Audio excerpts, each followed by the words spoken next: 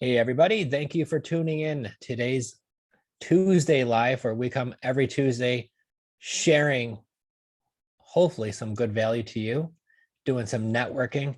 Today's going to be one of my favorites. Is going to be Dispo. All the different ways we're going to be able to Dispo properties. And obviously too, let's see how we can help you make some deals, right? And so we're going to have some Q&A going on later on. So if you have any questions, drop those down in the chat below. And in the meantime, we'll get to those at the very end, but I don't want to miss any. So if you have any, please share. So today I was talking to our Dispo team, gentleman who works for us, and he really wants to learn acquisitions, but he's on dispositions. He's fine for either one. He says, but I love the fact of learning both. I said, well, you are, because once you're learning dispositions, this is going to open up more opportunities to figure out how to structure deals on the front side of it. So what do I mean by that? So I'm going to go over one of the deals that we're working on right now, because I like to talk about real scenarios, not just make-believe stuff. So we have a deal in Colorado. It's in Windsor, Colorado. It's an hour north of Denver.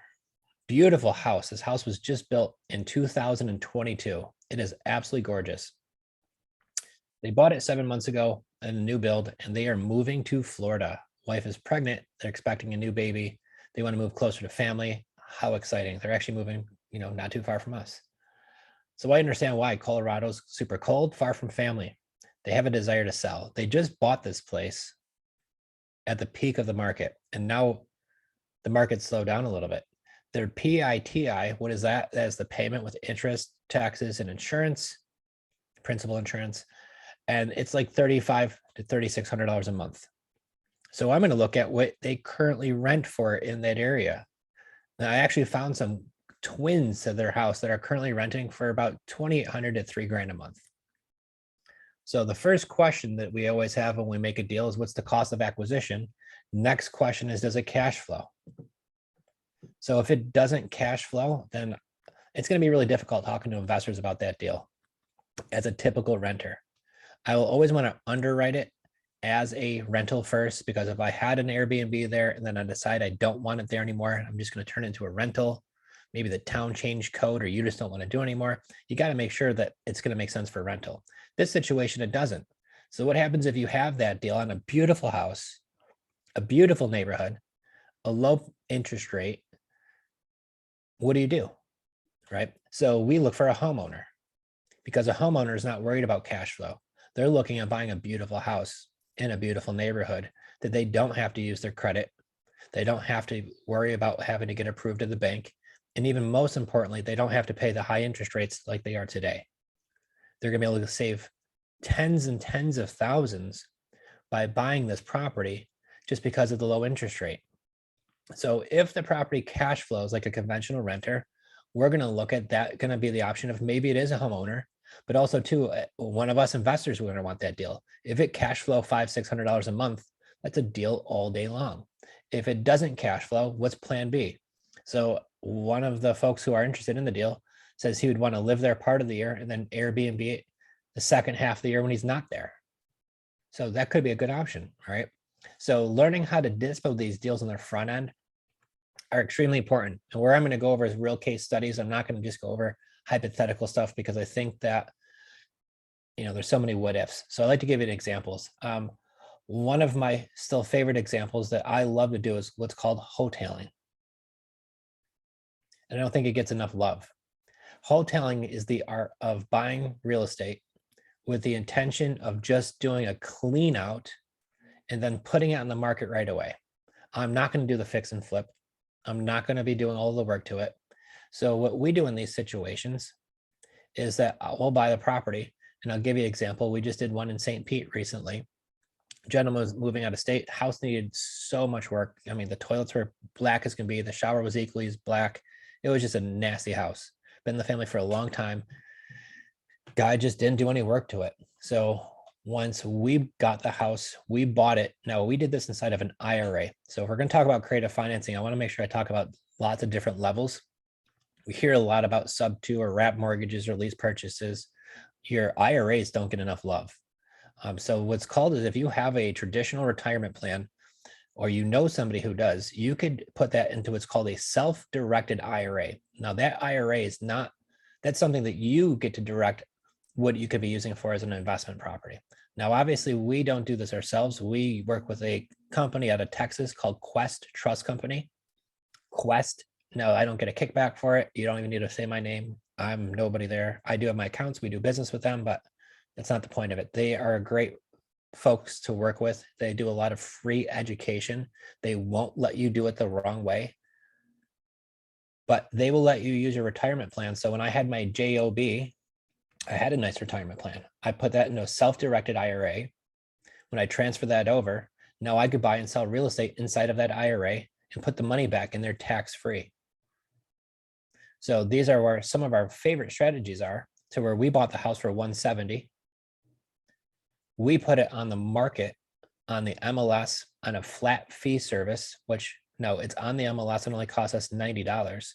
And we actually got a cash offer for $251, and they paid all closing costs. So we got it for 170. We closed on it inside of an IRA, and then we sold that property, and that money goes back into your IRA tax-free. All we did is we spent $600. I think it was $650 to pay some guys that we knew to go over there and just take all the old stuff out of there that the guy left behind when he moved out. They threw it in a dumpster, got rid of it. It was $650. I still don't know why it's so cheap, or why the guys in New York are charging us so much more.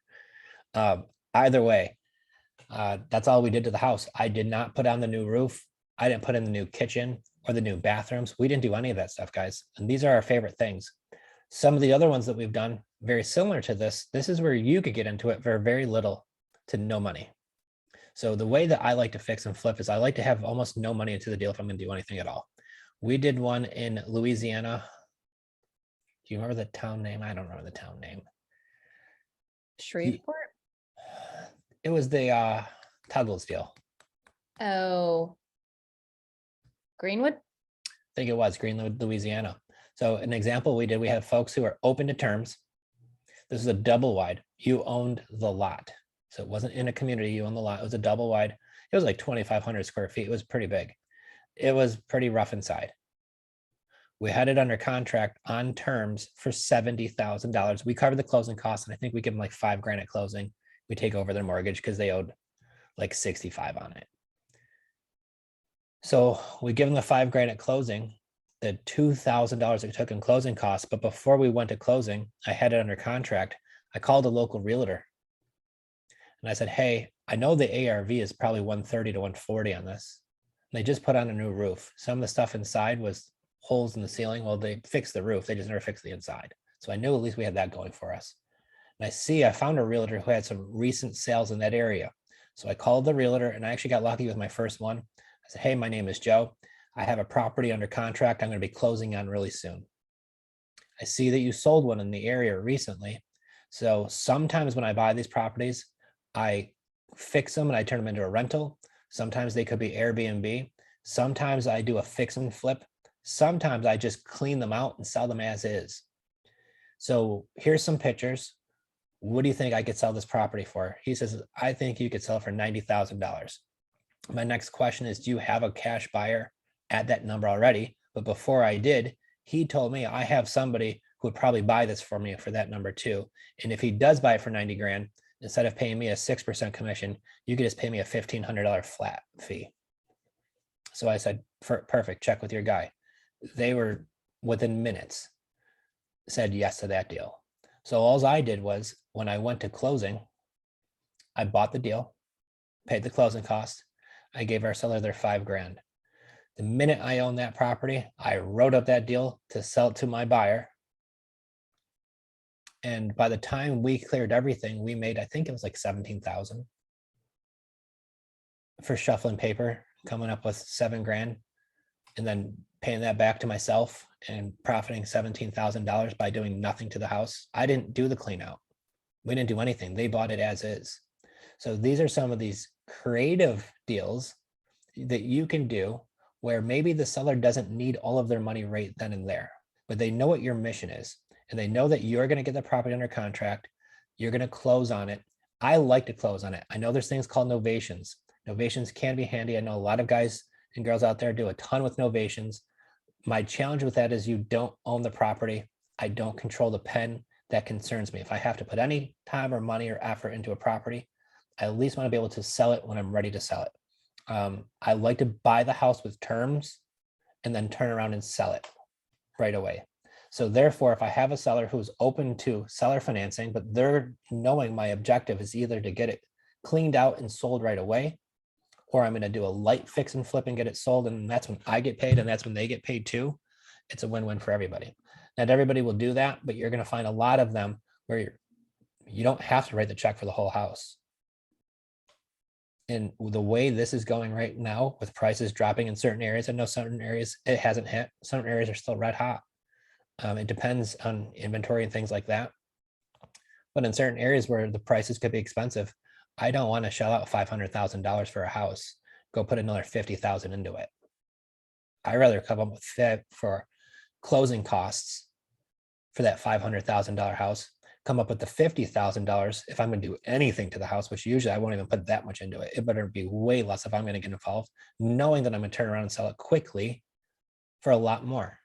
My cash on cash return on those deals are way better. My cost of funds, if I have to borrow that, are way less. So even on a lot of these deals, guys, you could still make very good spreads without having the exposure. So with creative finance, I know we like to talk about sub twos, like I said earlier, and wrap mortgages and lease purchases, and we're going to go over that too. But if you're doing fix and flips in this market right now, especially with these prices dropping, you definitely want to be able to use different strategies that are helpful. And this is one that we found tremendous amount of success in. One of our students recently just did a mailer. She just closed on this deal Friday, guys. And I don't know if you've heard it before, but she did a mailer. Found a seller who wanted to sell the property. We did the ARV.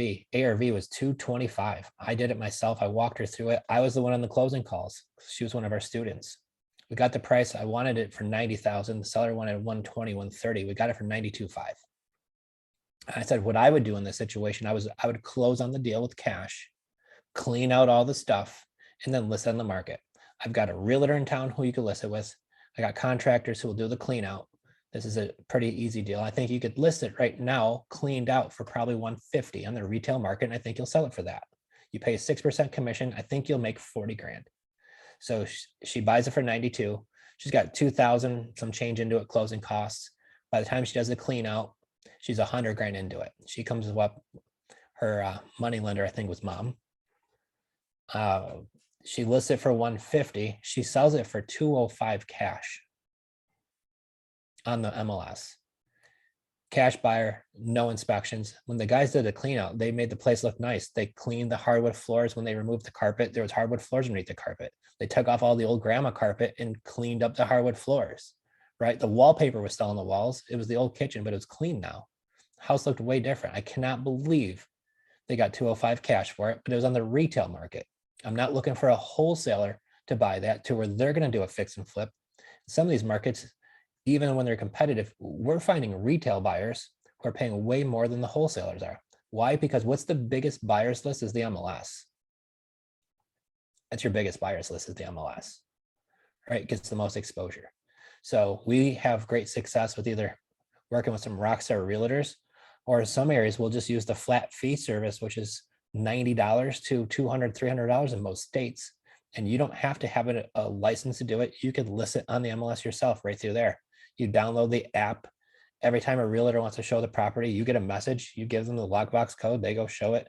And it tells them right on there how they get paid either 2.5% commission or a 3% commission, and you get to change it, right? That's how we did with St. Pete. So, or work with a realtor either way. But all I know is our student last week is getting a check for like 90 grand clear and off that deal. So I would say definitely there's a lot of opportunity out there to not have to go put in the new kitchen, go put in the new bathrooms, go paint the walls, some color that when somebody buys it, they're going to change it anyways. You just double painted the same wall. You want to know how many times Jen and I would put in new carpet in a house and then we put in a tenant buyer and they're putting in new floors. It's like we just wasted money doing it constantly. So where I love the fact of doing is I don't like to do much work at all.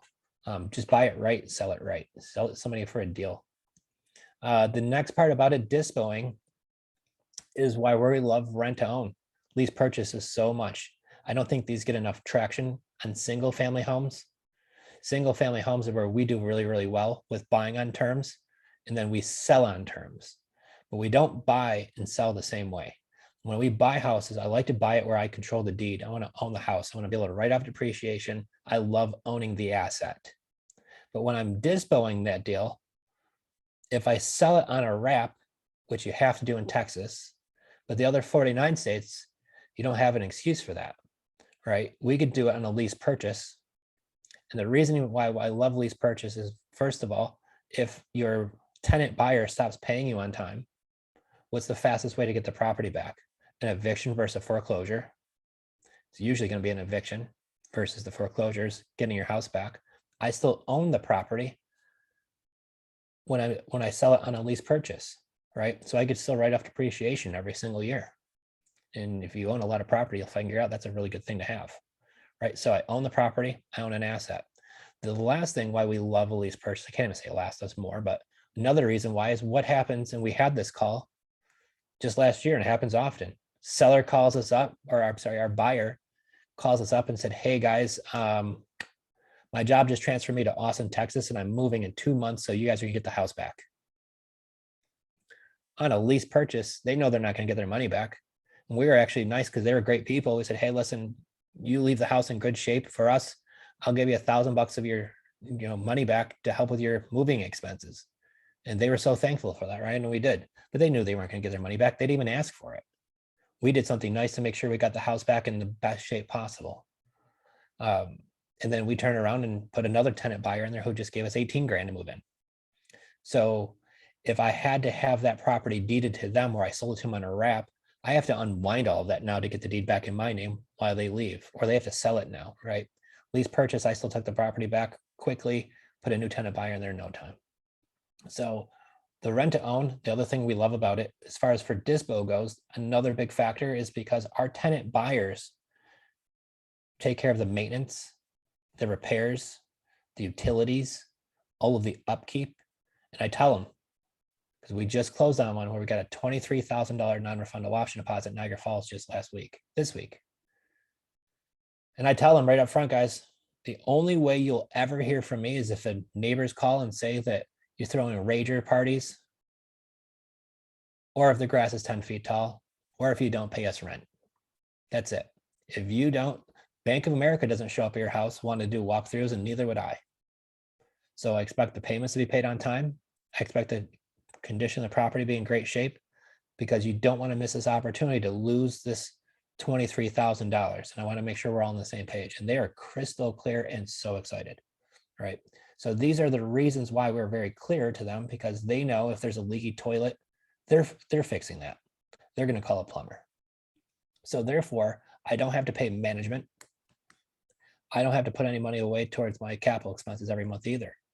Now, I still can, but you don't need to. So you're going to have a much larger spread of your cash flow because you don't have to have these things accounted for.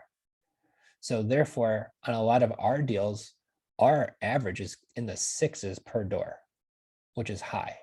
We have some that are only like $200. We have a handful that are well over $1,000, a single family house that we're cash flowing over that much on. So it's just buying them right on terms. And the reason why we buy on terms this way is because some of them we're talking to, I've talked to 2 today. One's at a 3.14 rate in Texas. Outside of Dallas, the house is 1 year old, new build. Talk to the realtor. I'll post it for you guys. I talked to the realtor. I did one of my realtor scripts, and the realtor was like, yeah, they'll do terms. House is gorgeous, guys. Then I've got another one in New York. The rate is 2.8%. So I'm able to have much lower payments. And now when I'm renting them and I don't have these other expenses like management fees and capital expenses, you're going to make a lot bigger spread. And this is why on the Dispo side of it, Jen and I are still huge fans of rent to own. Now, do we do rentals?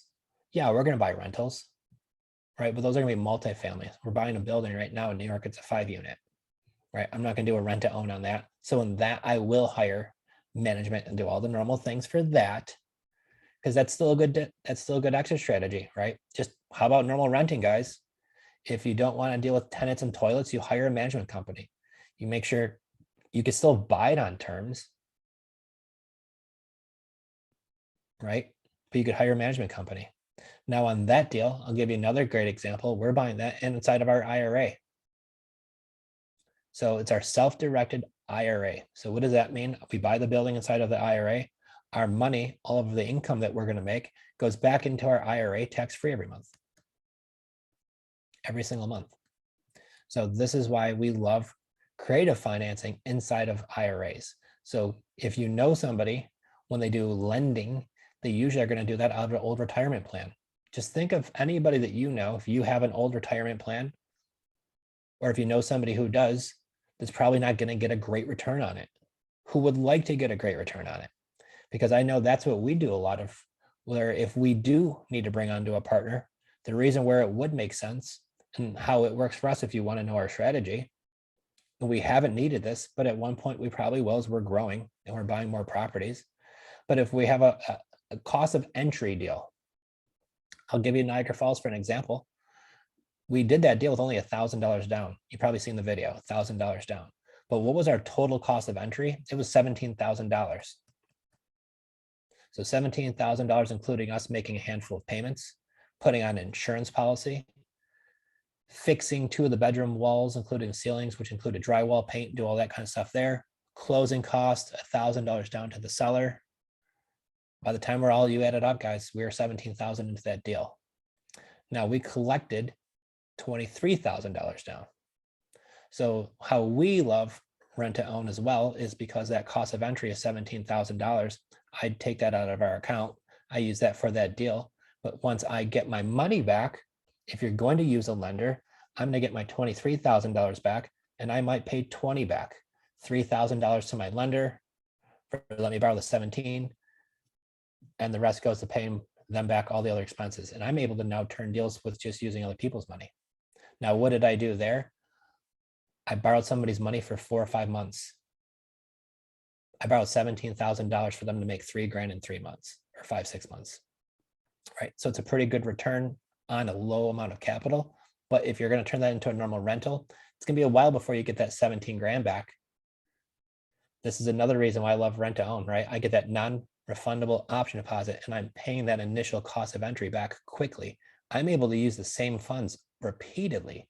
It's kind of like borrowing, but without having to use the banks, not having to use as much capital.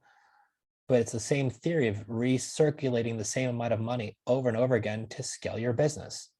But it's a smarter way of borrowing than just going through the banks and doing it the slow motion way, right?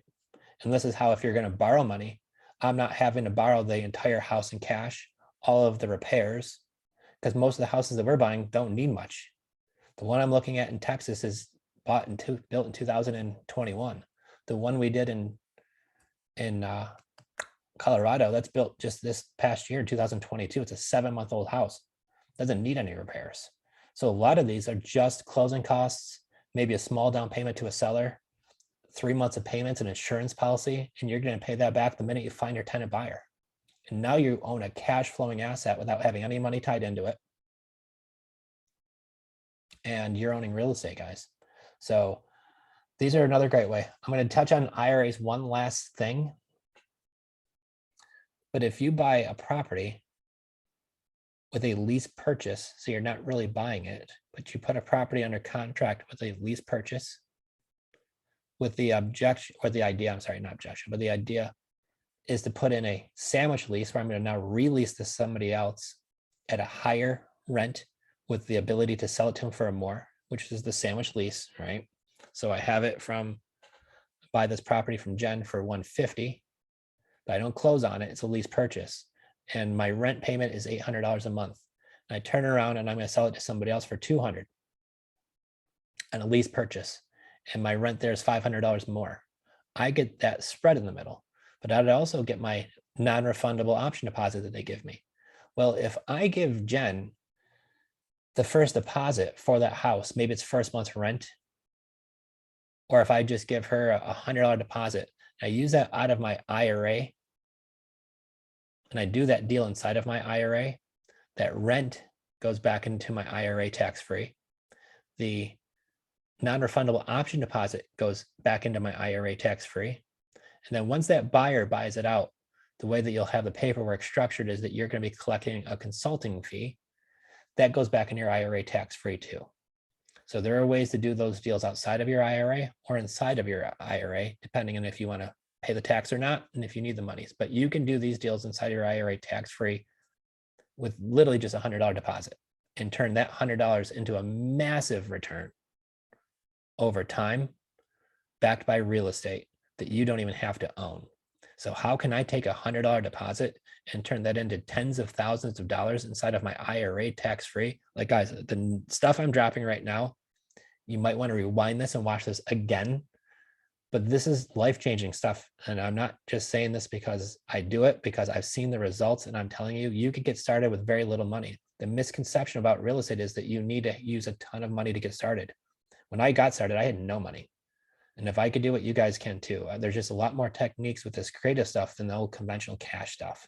But when you start learning all the different angles, and this is why we do this every Tuesday, is to kind of share with you stuff that we're currently doing, deals that we're working on, things that we're currently doing, just to share with you guys that you can be doing this too. So that's the fun of doing what, and that's why I love doing it.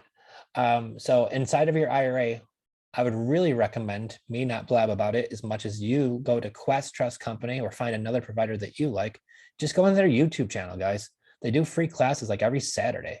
Doesn't even cost you a dime for going. You don't even have to have an account there, nothing.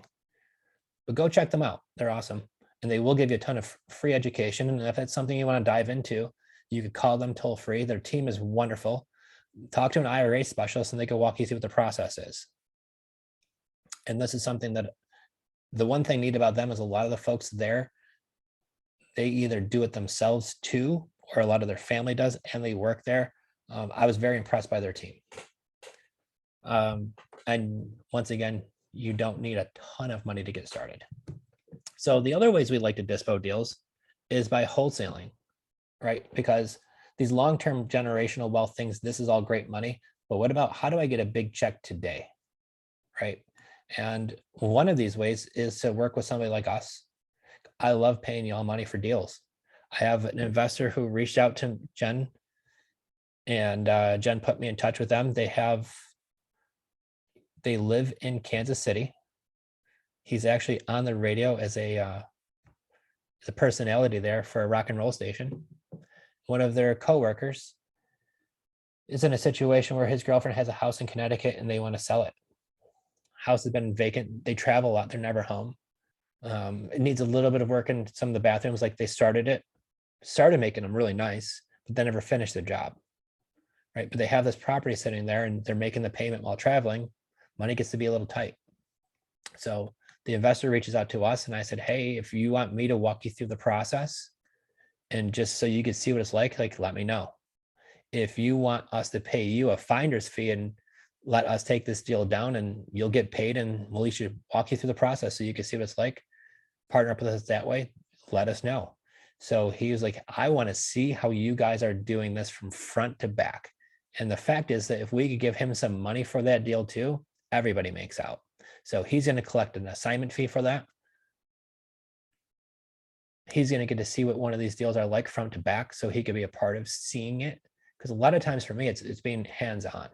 Right. And then sometimes I have investors who say, Joe, this is a deal for me and my wife. We're going to either move into it for our own house or we want to keep this in one of our rentals. We just don't know what to do. Well, if you guys need help like that, we always can help with as a consultant and even use our transaction coordinator. Because when you work with our transaction coordinator, she's going to handle all the attorney stuff. She's going to make sure that when you're buying that house sub 2 or with a wrap mortgage, we collect all of the right disclosures. We give you all of the right information so you can get access to the accounts, do everything that you're going to need to do the right way, set it up all the right way with the right insurance. Because the truth is with when you buy these deals creatively, the two things that you have to always make sure you're doing is one, you need to make sure your payment's always on time. We do it early. We want to make sure it's wired every single month. We make sure that they have their money early. Number two, most important thing is you need to have the right insurance. We're going to actually have our insurance guy on here. If you remember the date, hon, I don't yet. I don't know if we even have it scheduled. Oh, we have it scheduled. I want to say March 14th. You're not going to want to miss that one, guys. March 14th, if that's the date. Our insurance guy, I think he's in 35 different states. He's done well over So 2,000. sorry. No, that is not the right date. Somebody else, but he's coming. Okay. I didn't know if we had the date. No, Still be here for March 14th. yeah. Either way, we have some really good hosts coming up too that we're going to be bringing on soon. Do some awesome interviews of Yeah, very helpful. attorneys. We're gonna have an attorney in New York come on here. So if anybody needs an attorney in New York, we're gonna have one coming up just to even talk to you about how to get these deals through. We have somebody from insurance. So if you need to learn how to do the insurance the right way and get introduced to somebody who probably already has representation in your state, he is phenomenal. We've worked with a lot of insurance agents and companies. Front to back, this team is phenomenal. So we'll have him on here soon. We also have a lot of other heavy hitters coming on here that we're going to want to share with you guys too. So I'm super excited about some of these hosts we have coming up. But when I was getting back into wholesaling, this is a way for you guys to get a nice check. But it's the same old, right? It's finding a deal for where you could get under contract, finding cash buyers. But the thing is, what they're not talking about now is you really need to be in tune with what your cash buyers are looking for. Because there's a lot of these guys who are gone, right? Who aren't doing it right now. The hobbyists have definitely slowed down. People who are planning on burring aren't going to be burring right now as much with rates jumped up as high as they are. There's still people doing it, but I don't think the big crowd is doing it as much. I think there's still some deals out there, but what you're going to really want to do is be in tune with what your cash buyers are looking for. So you want to back into these, find out what kind of cash return. If it's a 70% split, some places don't do that as much. It all depends on the return price points you're looking for. Every market's going to be a little bit different, but you definitely want to make sure that your offer, because what I don't ever like to do is come back to a seller and say, hey, I got this under contract way too high, right? Because the market told me so. So therefore, I'm probably passing on some deals that I think probably could be deals that are just a little tight. I've got a condo right now in Florida. It's worth probably 150 on the high end. Seller will do 120 with $5,000 down, my low payment, but I have to get them cashed out in 12 months. I don't love the deal. So I'm still waffling if I make that or not. Probably won't. Not for 1 year. It needs a little bit of work. So we shall see. Either way, maybe he should list it. And that's what I'm kind of giving him right now. But he did message me saying, hey, you guys still wanting to buy my house? So I know he wants us to buy it. I just need to get the term longer. That's a deal there now where we love to also assign creative deals. So I could put a property under contract as a lease purchase. But then if it's in one of these property areas where there's no cash flow, I can assign that lease purchase to another tenant buyer and collect a non-refundable option deposit and get completely out of the deal. So if you want to know another way to wholesale real estate that really almost nobody talks about, is if you were to find a retired landlord who has a property and they want to get rid of it, they're used to collecting rent, or if you find somebody who wants to sell their property and they agree to a lease purchase, I could assign that to another person, especially if there's no cash flow, have no closing costs. I collect a non-refundable option deposit. So where we want to peel back all the layers is the different ways that you could dispo deals. So what have we gone over so far? I've gone over rent to own. I've gone over hoteling, right? I've gone over creative ways to hotel too by buying it on terms, selling it for cash. We've gone over how to assign cash deals, pretty basic stuff. I won't spend a ton of time in that, but we do a lot of, free trading on that stuff. But really it's how do we assign some of these terms deals? And so some of these have been some of our biggest assignments have not been the cash deals, has been assigning terms deals. So here's the neat thing about terms. The value we create are by the terms we negotiate. I keep saying that. What does that mean? So I'll give you an example. This condo, the guy wants me to cash him out in 1 year. That's not a great deal. If that seller gives me that $700 payment and tells me I could get him cashed out in 30 years, that deal has a lot more value to it. So the value of the deal is by the terms we negotiate. I could turn a small equity deal into a huge deal very quickly just by negotiating. Maybe it's a longer term. Maybe I've got some bigger cash flow built in and a longer term, low cost of entry. Maybe the price isn't really that important to me now. So these are the things you want to remember. You're building value in this deal by these terms. So if I have a seller who I'm paying $200,000 and $250 for your $250 house, I've got no money down, turnkey house, I could cash flow $700-800 a month. My cost of entry is low, and they give me a 5-year term versus a 20-year term. Obviously, there's better value in that 20-year term. So negotiating the right way is key. And one of the biggest hangups that we get is, how soon do I have to get them paid off? It drives me nuts when I see so many investors put their foot in their own mouth by saying, hey, I'll get you paid off in a 3-year balloon. You want to know how many times I see that? I'll see in a group, I offered to make somebody a payoff in 3 years or 2 years or 5 years. Guys, I never make the offer. If you want to know verbatim what I say, you want to get a pen, write this down.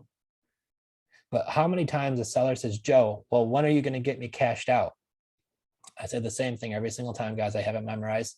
I say, you know, I've worked with some sellers, Rob, that they love the fact that they're getting a payment. We're taking care of all the maintenance, repairs, all the taxes, and the house is in beautiful shape. And they'll give me 20 to 30 years to get them cashed out. And then I work with some folks who want to get cashed out a little sooner, like say 10 to 15 years. So if I pay $250 for your $250 house, buy it as is, close when you're ready, take care of all the closing costs, what's the most amount of time you're going to give me to get you cashed out? And then you know what I do? I shut up. And I have them give me the offer. You would be surprised how many times people say, hey, 20 years is fine for me. Hey, I can't do 30 years, Joe. How's 10? Can you do 12? Sure, 12's not bad. I have a 12-year term. So if I make an offer for 3 years, the most I'm going to get is 3 years, and I might get some resistance. But if I word it the right way, then ask them the question and have them give me the offer, I just give them with a quick hit back. Hey, can we do 10? I'll have some people say, I can't do 10 to 15. Can you do like 7 or 8? Sure, it's a lot better than 2. I won't do a deal under 5 years. This is why, even though there's some spread in this other one, in this condo, he wants me to get him cashed out in a year because he's got like 50,000 of equity he needs to use. And I don't know if there's enough spread in there for me to buy it at that number, do the work, and then sell it and pay a realtor. There's not enough meat on the bone for me at that point. So either we're going to renegotiate a lower price to get him cashed out in a year, and then I do a wholesale to where I buy it on terms, clean it all out, and then sell it retail. And I could do all that in less than a year, but I'd have to get a much better price than the 120 number if I need to sell it at 150, right? I need to get that closer to 100. So we're going to have that conversation. And if I need to buy it that 120 mark, I need to have a lot more time than just 1 year. So this is why I love negotiating with creative finance. It's not just price, and that's the only thing that matters. I could change price. You want the price higher? I need a longer term. You want the term shorter? I need a lower price. There's so many different factors to work into these creative deals that you can make it a win for you and a seller. So it's all the different levels of negotiating. And we'll get into that. I know we have a negotiating one coming up again, which are some of my favorites too, because that's where the money's made, is on the front end, is on negotiating these deals. So, but once again, we're going to get to Q&A soon. So if you have any more questions, drop them in the chat. But once again, learning all of these different ways to dispo these deals. Once you have a seller that says, yes, I will do this term, or I will sell to you on terms, and this is what the terms that they've gave me, I need to know what the best outcome, what's the best way for this deal based on the evidence I've had, right? It's not just a cash deal where I'm going to be wholesaling it to another cash buyer, or I'm going to buy it myself and fix and flip or whatever burr. There's so many different strategies with this creative stuff. So this is why it's a lot more complex. This is why we come here to share with you some of the deals that we're currently doing, currently working on. And then once again, even if it's doesn't make sense in this area, maybe it makes sense in a separate section. Maybe you just need to negotiate one thing a little bit differently to make that deal a really kick-ass deal. So on our deal in Connecticut, once again, we have a seller who's in a situation, they want to sell it. It looks like it's going to be a good creative deal because they're open to terms. They have a lot of equity in the deal, but their main point is debt relief and getting this thing off their back. So if we're able to provide help for them, we're going to make a little something along the way. So my whole thing is we help people with their real estate problems. So if that's the case, and we do help them with their real estate issues, because we have more than one ways to help them now. We have multiple tools in our toolbox with creative finance. And now you're going to get paid to help them besides. So you're helping people, you're getting paid for it. Then you want to help as many people as you possibly can, right? And this is why getting really refined on this process of learning how it works, negotiating the deals on the front end, all the different ways to dispo them on the back end, the more you grasp this, not just that 101 cash, right? With this, there's so many different spectrums to it. This is how you're going to become a real serious investor and leverage your money way better than you ever would have before doing this, cash stuff. So if you guys have more questions, definitely drop them down, and you want to get going on Q&A part? Yes. Let's rip them. Let's go. Okay.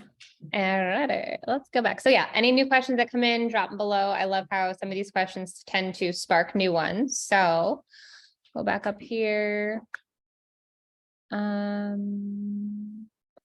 Everybody's telling us whatever. Okay. How can you try to close a deal if sellers are not able to sell and now they have the house for rent on Zillow? Y'all must have been stalking me earlier. I was like, oh, creepy. This is creepy, guys. So here's what I did. I went into PropStream. Told you this before. I looked at houses that were recently bought in the last 2 years or sooner, maximum ownership 2 years. These were individuals who own the house, not an LLC. The house is currently listed for sale and it's active. That's the list I pull, excluding free and clear. And I just pop in every county that I want. So the one I pulled up is this legit, it is a turnkey house listed with a realtor. I've recorded the realtor call, I'll pop it up there for you guys to listen to it. I said, hey, I'm looking on Zillow right now, and this house was listed for sale. And then at one point I saw it was listed for rent, and then it was listed for sale again. My wife and I are looking at buying another rental, and I'm calling about this one. I just, what's going on here? And the realtor says to me, he was like, yeah, actually, if you guys would be interested in buying it, we just put a tenant in place just a couple days ago. I'm like, well, I'm looking to buy a rental. So if it already has a renter in place, that's good for me. Pardon me. So where I asked him is now if the seller would be open to terms if I were to work out your commission and pay the closing costs. He was like, absolutely, they would. So when I see a house that's been listed for sale on Zillow, and then I see it goes back and forth listed for rent, I am thinking to myself, call these people right away. That is exactly what I'm thinking. These people are in a situation, they're trying to do something with this property. If I see it listed for sale and for rent, or they've done both, waffled back and forth recently, what do they have? They have a property they don't want, and they probably need some debt relief. If it didn't sell, they're considering being what's called an accidental landlord. They bought that property with the intention of doing something else with it. They tried to sell, that route didn't work. They got this payment to pay. They can't afford it. They need to do something. Excuse me. So I would definitely be calling those folks and getting on the phone with them right away and finding out if they would be open to terms if you were to pay a realtor commission, if that's listed with a realtor, or if it's not, even better. Yeah, and I think it's going to be a really useful strategy, in the next few weeks, few months. So we really, a few episodes back, we really went into that. So I'll try to find it and throw it in the group again. But, if you have only watched these lives one time, I would go back and really utilize it. Maybe you don't have the budget for some coaching right now, and that's totally fine. But guys, Joe's literally giving you the secret sauce and the recipe. You just have to kind of put it together here yourself. So it's going to take a little bit of time, but really, really important actually, implementing these in our own business and in our students as well. So it's really important to just take some notes and try it out, Yeah, absolutely. And I think that's the whole thing is, just it's putting that action to it. It's taking the time to do it. We do have, obviously we come here in our YouTube channel, guys. If you're not already subscribed to our YouTube channel, you are missing out. Subscribe, check that thing out. Creative Finance Playbook. It's on there. We put a lot of stuff on there too. And this is where we're sharing with you guys the secret sauce of a lot of the things that we're doing. There's a lot more details that it just gets way dragged out to doing here that we definitely get into in our courses. And this is why the success is in the small details. And there's so many things that where if you don't have the right processes in place and how to do this, these creative deals are a little tricky. But once you master this stuff, you'll realize it's just like anything else, driving a car, riding a bike, learning a new skill. Once you get it down, you get it down. This is where it gets really fun. So this is where when folks want to come to this, great. This is where we're going to share with you a ton of the stuff. If you want, and this is for us to be honestly super helpful for us because a lot of you come with us for deals. You bring us deals. So if you have a deal that you want us to partner up with, Creative Finance Playbook, drop it on there. It's super helpful for all of us. And it helps you as an education. Maybe you're getting walked through your first deal and we're making money together on that deal. So how can we all make money together? I love to do that. And if you guys want to learn how to do this, this is why we're here. And if you really want to dive into it deep, that's why we offer the other stuff too. But we're here every single week. So that's why I love doing this part. So. Yeah.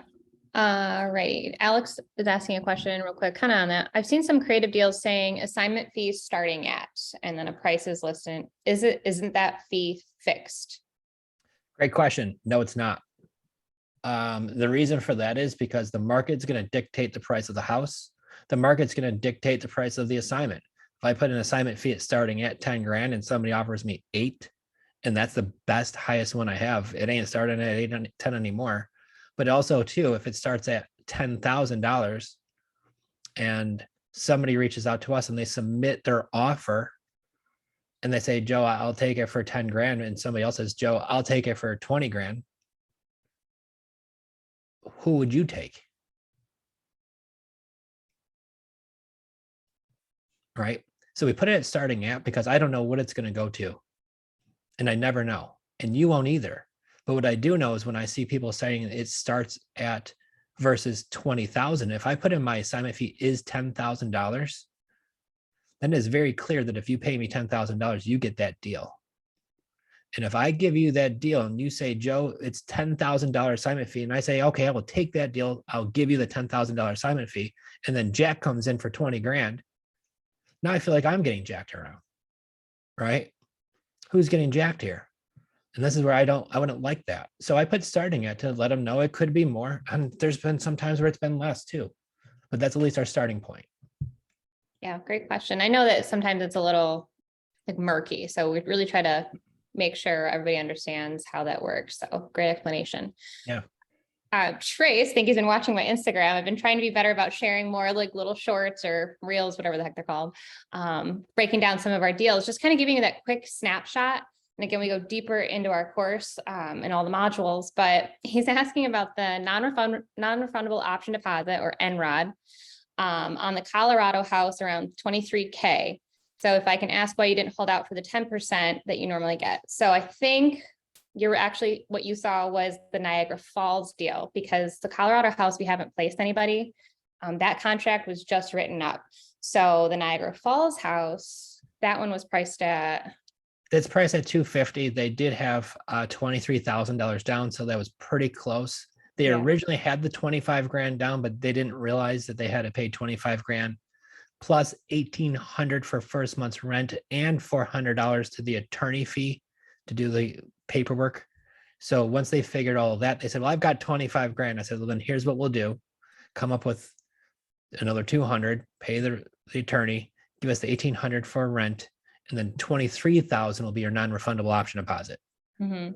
And so But that's that's, how I think that way. yeah, that's a great question because the Colorado house, that one's what, $505,000 house. So for that one, you would want substantially more for a non-refundable option deposit. So it was Yeah. almost Well, double. and that one right there, though, once again, because we're not going to put in a tenant buyer, we're looking for somebody who's going to want to live there or maybe live there partially or Airbnb it, something like that combination. So once again, that's going to dictate of the market. What if I have somebody who wants to live there and they say, Joe, I'll give you 75 grand down. Or if the market says, Joe, we'll only give you 30 grand down. Who knows? Just like anything else, when you're selling something, the market will help dictate it. But the value is built in the terms that we negotiate. So this is why it's hard to really set the price of it, because if I had that deal under contract for 30 years, like we do, versus if I had a balloon at 5 years where I had to get them paid off in 5 years, that's two different values. Or if I had to get them cashed out in 2 years, somebody who wants that deal for 30 years, that's got a ton more value in it. So that deal got negotiated at a 30-year term, low interest rate, because that's also a factor too. If I have a 5% interest rate versus a 2.9 interest rate, now versus a 2-year term versus a 30-year term, how do you really put a price on all of that? Right? Because it's different than just, hey, my house is 150 and I need to get 175 for it. And I need to collect a $25,000 assignment fee because the rest of the numbers back in that way. There's so many variables here with these creative deals. So it's really hard to say. Plus, do you have the contract for 250 on a 250 house? Like this is a $500,000 house. So there's so many different factors. We say starting at this, and then we let the market dictate what's best. And on the Niagara Falls deal, we got pretty close to 10% on Colorado. That thing's gonna be wild once we start dispoing that thing. Their new house isn't done till June 24th. So we're just trying to figure out on their end if they want to close sooner than that or not. Yeah. But I know once we do, there's gonna be a lot. My DMs are already blown up on that thing like crazy. But I thought it was so important because again, it's like wrapping our heads around such a beautiful house. It was just built. Why would somebody want to move? Well, they want to move to a different state. They're having another kid. So, regardless of what's going on in our head, their selling point to us was being able to dictate the closing time, right? Because if you've ever sold a house, we all know that you just never know when the closing will actually happen when the buyer comes along. So if you find your buyer and you can dictate closing, guys, that is a huge selling point. And that is why we advertise that as such too. So don't forget about that. It really does speak to some people. And the importance is trying to close the right people too, because you're spot on. But it's closing the right people. If you listen to that closing call, because we understood their situation, I didn't do anything great. I just asked a couple of questions and they're like, yes, we will do this. So when you think outside of your own limiting beliefs, why would people do this? $500,000 house, beautiful turnkey, built not even a year old. And I'm telling you, they were like, yes, please go ahead and do this. So if this works on these $1 million homes, $500,000 homes, it works on all stuff. So you got to get your limiting beliefs that it doesn't happen and just go to bat and swing at the ball that's coming at you. It doesn't matter how good or bad, eventually you're going to connect.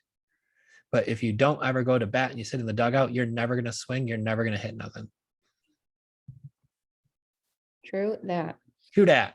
All right. When we get a house under contract via virtually, how do you send the $100 deposit to make sure we can start finding our buyer or being able to market the home? You can send them a check. We do Venmo. You could do Cash App. I like the digital stuff better because I have a trail of it. Right. So giving them $100 bill at the table, like the only way I have proof that I did is I got almost take a picture with them, right? Me handing them the $100 bill with cash. So if they take a check, they might not deposit it. But if I send it to them on Cash App or Venmo or PayPal or whatever these electronic things are, there's one paper trail of me sending him the deposit, the date and time I did it. Yep. All right, look at Adam throwing out these terms here. When you are doing an axe deal, you want to break that down with a seller, does the seller ever figure out how much the tenant buyer paid you for their option deposit, AKA your assignment fee, when you assign it back to the seller? I mean, they can, but usually they're in a situation where they want to sell the house. And this is where I always say, you know, work with people who want to work with you. So they know I'm not going to do this for free. They know that I'm handling all of these things so they don't have to. And there's a markup for our services. So what does that mean? They know that they're not having to be a typical landlord, because what's a landlord have to do? A landlord has to take care of that leaky faucet and things like that. On our agreement, they don't have to. So that's bringing value to them. So all they know is they could receive rent for this house every single month. They don't have to worry about the maintenance or repairs, and somebody's planning on buying them and cashing them out in a handful of years. And once again, if it doesn't go well, I tell the sellers, reach back out to me. If it doesn't go well, even if they don't leave the place perfect, and I'll take care of it. And we'll put in another tenant buyer and do it all over again. I think Adam just missed it. He just came back into the room. Adam, we just answered your question. It's recorded. Go check it out on YouTube.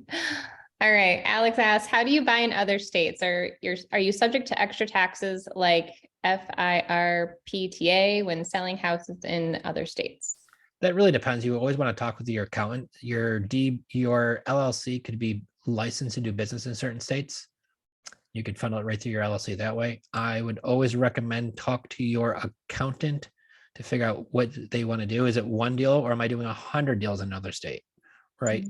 That's going to make a difference. So if I bought and sold one house in Louisiana versus buying 30 in Louisiana, might be a different thing. If I'm constantly doing business in one state versus not. So I always really recommend talking with your accountant about that based on the kind of business you're doing. Are you buying them to keep as rentals, or, you know, rent to own, or are you flipping or wholesaling? They'll all make a difference. Yeah, definitely a CPA question there. All right, Jill's asking, do you recommend PPC for higher quality leads once you gain more experience? So, you know, honestly, I've never done Google's point click ads. We've always had really decent luck with social media. Now, social media, it's a much, you'll get a lot more ads, a lot less qualified. That's for sure. So I do like the point of the PPC. The costs are a little bit higher per lead, considerably higher. Our cost per lead is around $10, where some of those could be hundreds, if not more, depending on what market you're in. But once again, they're usually folks who definitely want to sell their house now, sell it fast. And I know the closing ratio on those deals are a lot. You don't need as many leads, right? The one thing I will definitely say is, if you're going to be doing those and you're going to be spending a high cost of leads, you really need to be dialed in to be able to make multiple offers, not just cash, but looking at terms too. So you're able to convert more of those leads that you're paying a good dollar for. But I know a lot of folks who do really, really well with it. So I think it's a great resource. But once again, it gets to be just like anything else. There's a cost to it. But if you're going to spend mailers, you're going to spend thousands of mailers. Right. Same thing. So just pick which one you like and get into it. But I know it works. The one thing that I always say is, when you learn how to do cash deals and you learn how to do creative stuff, the whole theory of learning creative is because now you have more tools, more ways to make offers. So you should have to be able to convert higher amount of deals with less leads. And that's the point of it. Yeah. You're welcome. Yes, that's why we love these questions. I think they really are. Yeah, these are great questions you guys are dropping. All right, we'll get ready for Jay's here. If you're using a self-directed IRA for either a purchase or a lease option, what buyer renter name do you use? Or does Quest direct you as to the exact wording you need to use if they're your self-directed IRA facilitator? So the way I typically like to do it is, I like to have my IRA own an LLC. So therefore, if the LLC is owned by the IRA, that LLC has a bank account. All of the business operates in and out of that bank account. And that is much easier. You cannot manage it yourself, Jay, or anybody else listening. You're going to need to have a manager manage the company for you. That manager is going to probably be told by you what they're going to be doing. Right. But what they will do is, now they will control the checkbook. They'll control the deals. So if checks need to get written out of that account, I don't have to go to Quest every single time. If I'm going to do a deal where I'm going to be selling it and buying it out of my IRA, then I could have Quest facilitate that transaction for me. So this is, or you could set it up to where your IRA is owned an LLC, and then you can kind of control the checkbook is what you're asking about. And it's a little bit more easier that way. So on your rentals and things like that, I like to have it where my inside of that LLC that owns the IRA or vice versa and doing in there. So if I'm having to pay taxes, water bills, things like that, it's just a lot easier than calling Quest every single time and having them pay a tax bill or a water bill. Maintenance guy, stuff like that. But if it's a fix and flip or like a land deal that we do, I have Quest facilitate. It's easy. There we go. How are we finding boots on the ground, people that we trust in these different areas? People you could trust are two different things, but we're finding people. We're finding people. No, most of the time we just get referrals, right? I look on Google, I'll look in Facebook groups. Sometimes if it's like if we're in the remote place in the middle of nowhere, I'll find some community page on Facebook, like, hey, who do you locals recommend? You'll have the locals, and if you see the same name like 15 times, that's probably somebody you would have some faith in, especially if they have a Google page, Google reviews, things like that. Luckily for us, gang, technology has made it so easy between Google, Facebook groups. So if I buy a house in Johnstown, Pennsylvania, and I don't know anybody there, first I'm going to go to Google and see if I can find any maintenance guys. There's an app, Thumbtack, that you could look on that will give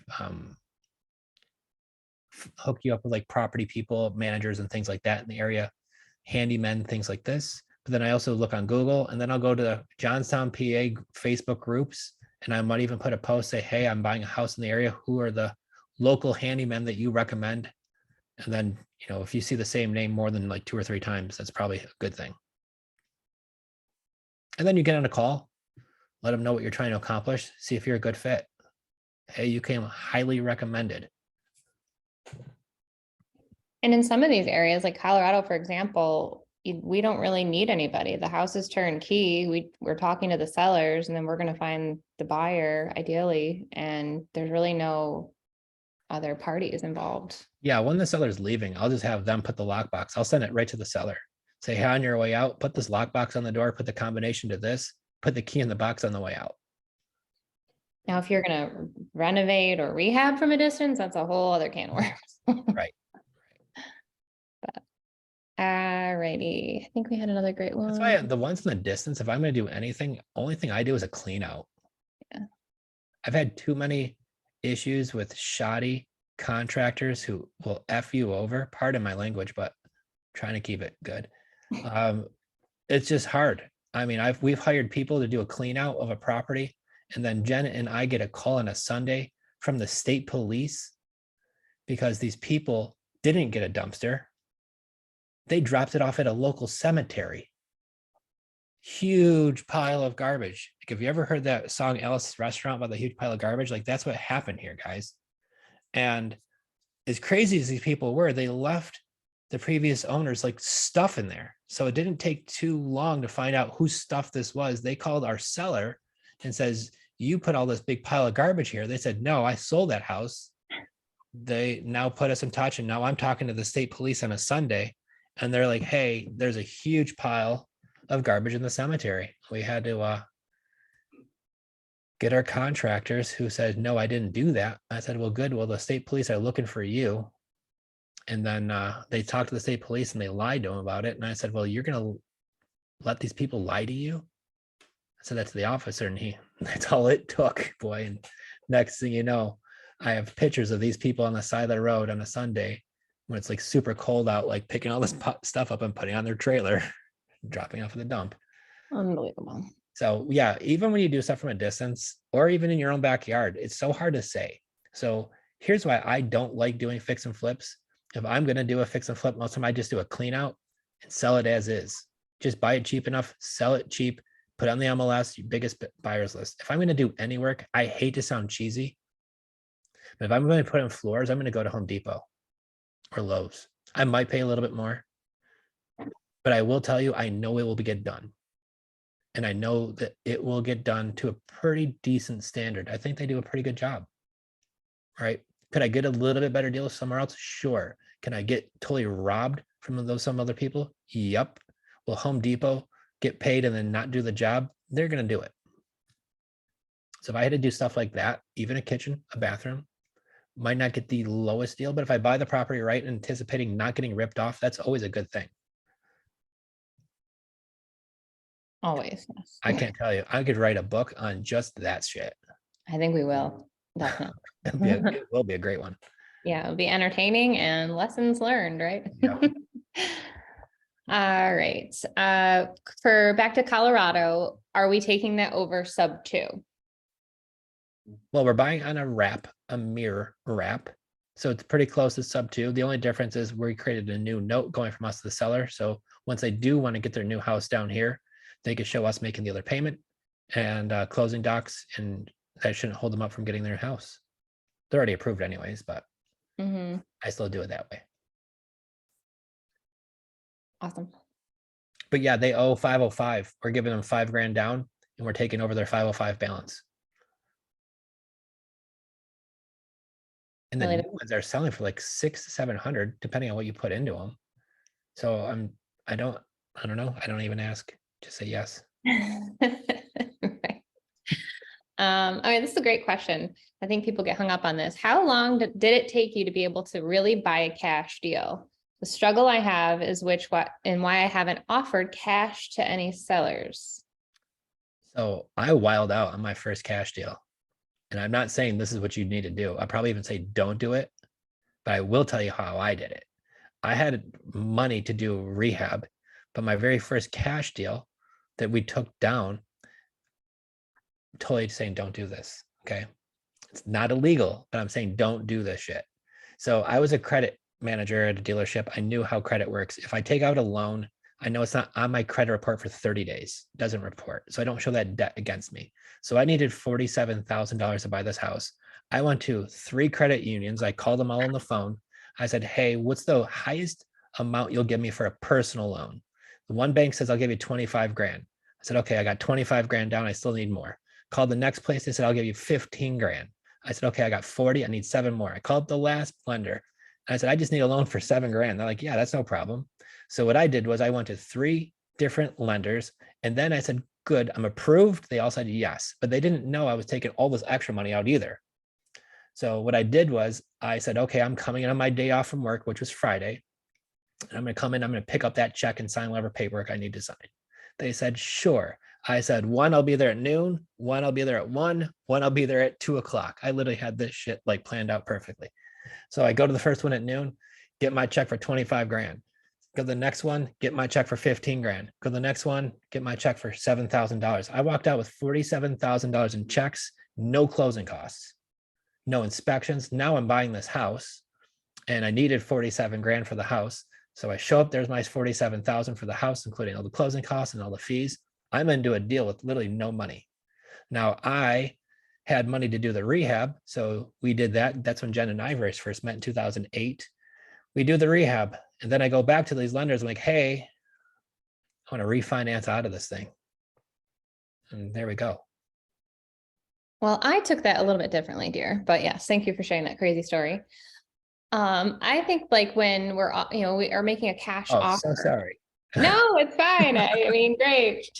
Share your random don't do's, but do you always have to have the cash at hand when you're offering cash offers to sellers? So yes and no. So when I'm talking to a cash buyer and I'm offering cash, or to a seller, I'm sorry, and I'm going to offer them cash, maybe, and it could be a little different. Maybe I don't have the cash, but maybe a good investor friend of mine says, Joe, I'm looking for a single family home. I've got up to $1 million to spend, and this is what I'm looking for. Then I could talk to a seller and say, hey, I'm willing to make a cash offer on your home. I work with an investor, and this is exactly what he's looking for, and this is the price he needs. This is a cash offer. So maybe you don't have the cash, but maybe you have buyers, and your buyers have cash, right? and your buyers are looking for XYZ because you found out what your buyers are looking for. So if your buyers are looking for these deals and I'm making cash offer on these type of properties, then maybe if you don't have the cash, this is how I explain it to them. And this is what I did when I very first got started, is that I'm working with an investor who buys a lot of properties and is paying cash for this. And this is the price that we'd need to get it under contract for this deal to make sense, right? Now we're in a position where we do have the cash. So if I assign a deal, I might be assigning it not because I don't have the cash. Maybe I just have the cash tied up into a different deal or another one that came in. That's happened to us, I can't tell you, countless of times. I wish I had unlimited funds. I really wish I did, but that's not always the case. So if that is the case, some of these deals I might wholesale, some of these deals I might keep in house, right? And we make that decision constantly. So if you don't have the cash and you're going to make cash offers, have buyers, know what your buyers are looking for. And then you're working with that team of buyers that you're not saying you work for them, but you know cash investors and buyers, and this is what they're looking for. And that's why I'm calling you on this house. Does that answer? Yeah, I think so. And just definitely like going back to like, if you're going to wholesale and know your numbers and know, like spend a lot of time, like knowing that area and to not lock up a seller's home at too high of a price point, because I think that's really where wholesalers get a bad rap. And it's so frustrating as an investor who is an end buyer, and could actually help some of these sellers out. Like, they're trapped in a contract and they're literally trying to move, but there's no buyer to be had because it's not a cash deal unless somebody literally has all that cash. And guys, it's going to happen. You're going to lock up deals too high. Market's changing right now, right? So what happens if that does? We go over that too. But we go back to the seller with our highest and best offer and say, this is what I have. I've showed it to all the contractors, all the investors, and out of everybody we've shown this to, this is the best one so far. So I don't just be like, hey, beat it. We're not buying your house now. I'm going to drop our CRM below. I don't know if you want to touch on that one at all. Somebody's asking about that. Yeah, we use REI software. I like it a lot. The one thing I do love about ours is that we customize it. So ours might look different than the standard one that you're going to get if you do sign up. Ours has a lot of different workflows that we've programmed into it. The one thing I do like about it is based on a platform called High Level. And so the one we use is REI software, which is made for based on High Level. And the one thing I do like about it is it's pretty easy to manipulate or change things. One of the things that we put in was a psycho sequence. Like, I don't know if I've heard before, but we try to act like that psycho ex-boyfriend or psycho ex-girlfriend, where what happens if you have a seller and they say, Joe, this sounds good. Let's get on a call tomorrow at 5 o'clock. I call them at 5 o'clock and they freaking ghost me. You want to know how many times that happens? Now, what am I supposed to do? Am I supposed to just follow up with them every single day and remember to do that every day, consistently, constantly? No, we put them right into what's called the psycho sequence. And every single day, they're going to get a text message like, what did I do wrong? Where'd you go, Ron? Right? And not really, but and it follows up with them every day. And the minute they come back, it sends me a notification like, hey, Rhonda's back. And then I get back on that conversation. But I don't want to leave it up to luck or humans to get in touch with everybody. So we created that into our CRM. So if you do want to do REI software, I think it's like $100 a month after you initially set it up. So it's pretty affordable too. If you use our code, I think it gives us like $2. Not really. I don't know what it does, but it does let you use our CRM, the one that we have built out. So if you want to know the exact one that we're doing with all the tiles and all the different crazy shit ours does, if you use our code, you get ours. So I know that has a lot of folks who love that. Yes. All right. Last one I see here is not really a question, but Alex is just dropping that he talked to an attorney today. And one said that he would need to foreclose on a tenant buyer if they did not cash out, but earned the equity already. Florida law. Well, that's wrong. Got to talk to a new attorney because they shouldn't be earning any equity because they're not getting any equity in the deal. They have two agreements. They have a lease agreement that says that they're going to be leasing it. They have a second agreement that says that they're going to have the option to buy it for X amount of time. Maybe it's a 1-year agreement or 2-year agreement, and they're leaving you a non-refundable option deposit. Two separate agreements. Now in our agreement, if the rent is $1,800, that's what they're paying towards rent is $1,800. None of that is going towards the purchase of the home. That's what the rent is. So they're not gaining any equity in the home. There's no credit they're getting. Now, anything they pay above the rent will get added to their non-refundable option deposit. Right. And what we want to do there is if you're going to do that, you could collect that in a separate payment. So if we collect $2,000 a month, the first $1,800 is going to go towards the rent. The separate payment of the $200 is going to go towards their non-refundable option deposit. So I have a clear trail of that. But they're not gaining any equity. I'm not going to give them any equity in the house. So I've learned from Ron LeGrand, who's based in Florida, and he's been doing this here for 40 years. The one thing where it can bite you in the ass slightly is if they give you more than 20% down of the property value. So if you sell them a house for $500,000 and they give you more than $100,000, and if they put more than 20% down, they could have an issue with that. However, if somebody's going to be giving you a whole bunch of money down, you never want to have to evict them anyways. If you can, you want to bribe them with cash to leave the house rather than have to go through the eviction process. That's what I would always recommend. That was from Mark Shapiro, which is interesting. I've talked to Mark a ton of times about it. Yeah.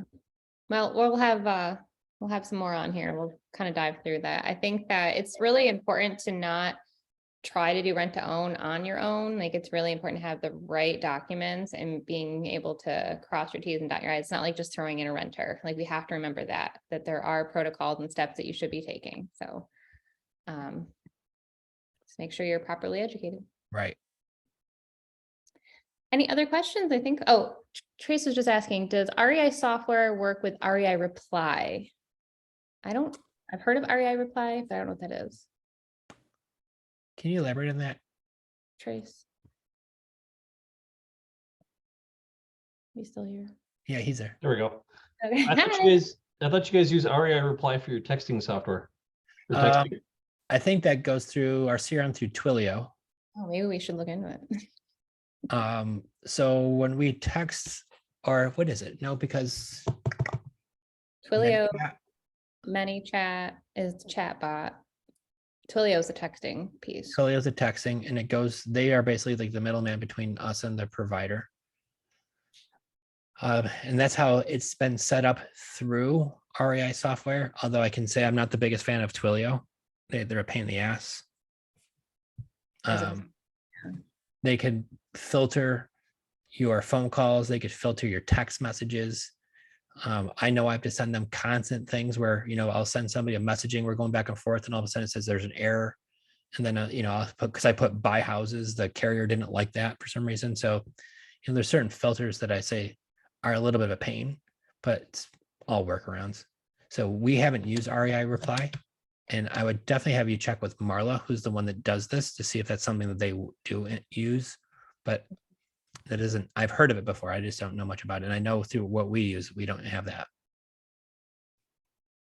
But good question. Yeah, I'll have to ask Abby about that too, our text. Mhm. Which Abby will be here literally next week and on the Zoom call. So we're super excited to interview her and have her on. Yeah, we're going to have some friends coming into town here. We are obviously Florida, where it's the place to be right now, because the rest of the country is super cold. It's like 80 degrees here. But we are having Abby come down for our team next week.